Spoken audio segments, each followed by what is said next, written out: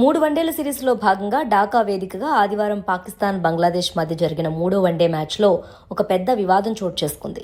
ఇప్పటికే ఈ సిరీస్లో 2వ వన్డేలోనూ పాక్ బ్యాటర్ సల్మాన్ అలీ అగ్గా రనౌట్ వివాదం జరిగింది కదా, అది మీకు తెలిసిందే. కానీ 3వ మ్యాచ్లో జరిగిన ఘటన ఇప్పుడు క్రికెట్ ప్రపంచాన్ని మొత్తం ముంచెత్తేసింది. చివరి ఓవర్లో పాకిస్తాన్కి 14 రన్స్ అవసరమయ్యాయి. ఆ ఓవర్ బంగ్లా స్పిన్నర్ రిషాద్ హుసేన్ వేశాడు. తొలి 2 బంతులు డాట్ బాల్స్, పరుగులు ఏమీ రాలేదు. 3వ బంతికి 2 రన్స్ వచ్చాయి. 4వ బంతి కూడా డాట్. ఇక 5వ బంతి రిషాద్ లెగ్ సైడ్ వేశాడు. షాహీన్ అఫ్రిద్ దాన్ని డౌన్ ది లెగ్ సైడ్కి ఆడటానికి ప్రయత్నించాడు. కానీ బ్యాట్ బంతికి కనెక్ట్ కాలేదు. అప్పుడే ఫీల్డ్ అంపైర్ వైడ్ ఇచ్చేశాడు. వికెట్ కీపర్ లిటన్ దాస్ సూచన మేరకు బంగ్లాదేశ్ కెప్టెన్ డిఆర్ఎస్ రివ్యూ తీసుకున్నారు. ఇక్కడే పెద్ద వివాదం మొదలైంది. రివ్యూలో థర్డ్ అంపైర్ బంతి వైడ్ కాదని తీర్పిచ్చేశాడు. దీంతో పాక్ ప్లేయర్స్ మైదానంలోనే తీవ్ర అభ్యంతరం వ్యక్తం చేశారు.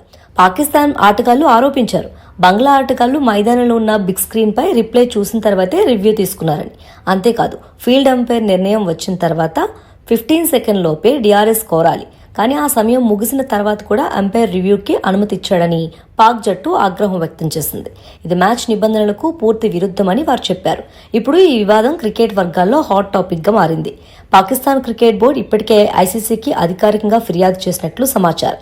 ఐసీసీ ఎలాంటి చర్యలు తీసుకుంటుంది, బంగ్లాదేశ్ జట్టు ఎలా స్పందిస్తుంది, ఈ సిరీస్ మొత్తం మీద ఇది ఎలాంటి ప్రభావం చూపుతుంది అనేది ఇప్పుడు క్రికెట్ ఫ్యాన్స్ ఆసక్తిగా ఎదురుచూస్తున్నారు. ఈ వివాదం మీకేమనిపిస్తుంది? కామెంట్స్లో తప్పకుండా చెప్పండి.